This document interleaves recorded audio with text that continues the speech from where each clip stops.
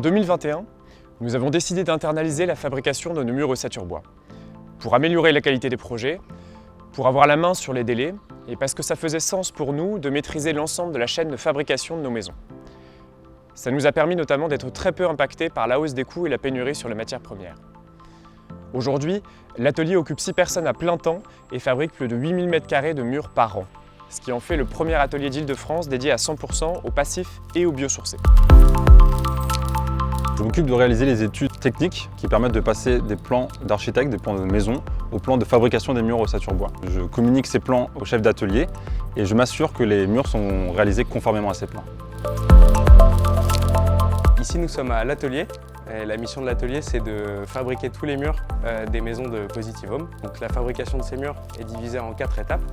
Avec toute l'équipe de l'atelier, on est répartis pour pouvoir produire ces murs. La première étape, ça va être le débit, donc découper les pièces de bois brutes à la bonne longueur, bonne dimension et avec le bon angle de coupe pour pouvoir ensuite assembler le mur, donc sur la table que vous voyez derrière moi. Une fois que la structure du mur est assemblée, avec les différents montants, les différentes ouvertures, on va pouvoir venir le contreventer, donc avec de grandes plaques.